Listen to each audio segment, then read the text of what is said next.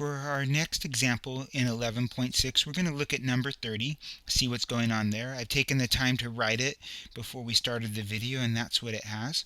We're going to do the same thing. We're going to solve by substitution, so no difference here, but I wanted to pick one where there were a bunch of x's and y's going on. This xy equals 4, it's a hyperbola type of thing.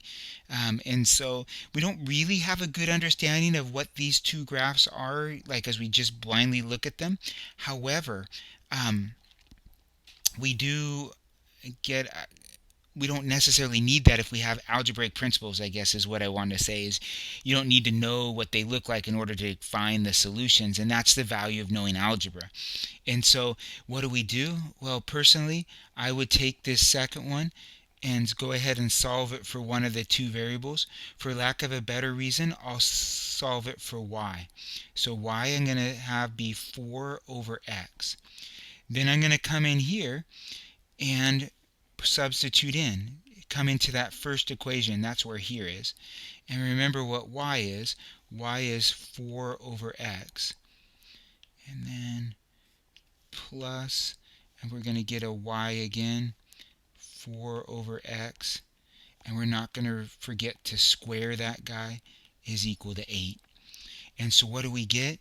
We get 2x squared minus 4 plus 16 over x squared is equal to 8. Awesome. Now we kind of knew that middle piece was going to work out to be 4 because xy is equal to 4. So xy should have worked out to be 4, and it does.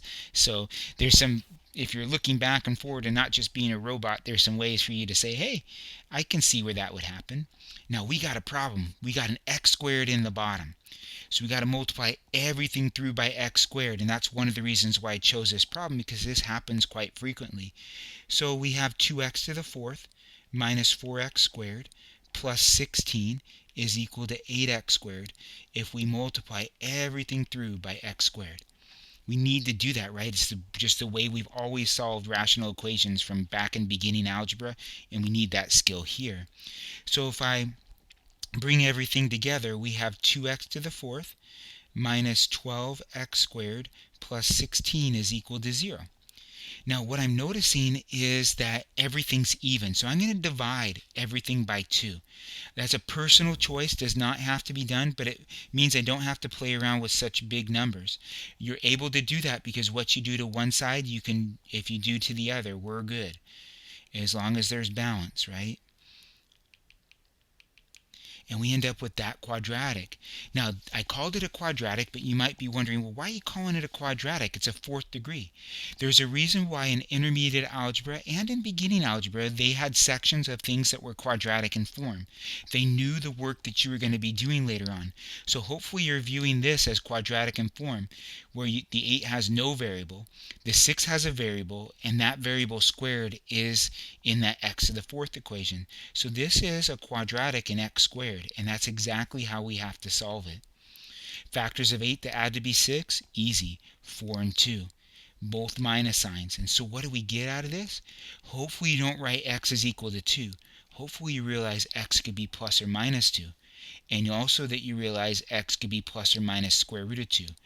All of those are legitimate options for this, and we need to respect them all. And so let's go handle them one by one. If x is equal to 2, if x is equal to negative 2, if x is equal to root 2, if x is equal to negative root 2. We most likely will get a bunch of solutions out of this. Now, where are we going to get our y? Not mysterious. Take a look at what's probably in blue. That's the best place to get the y, right here. To remember, y is equal to 4 minus x. So easy. We're going to get 4 distinct solutions. So y is equal to 4 over x. Y is equal to 4 over x. Y is equal to 4 over x. Y is equal to 4 over x. So what do we get? Y is equal to 2 for the first one and the point 2, 2. Y is equal to negative 2 for the second and the point negative 2, negative 2. Y is equal to, well, that would be 2 root 2, right? If I rationalize the denominator by multiplying top and bottom by root 2. And so we get root 2 comma positive 2 root 2. And we would also get negative root 2, and for the same reason, negative 2 root 2. Those are your four solutions. So these two objects intersect in four distinct places. Even though we can't see them, we can still find out their solutions.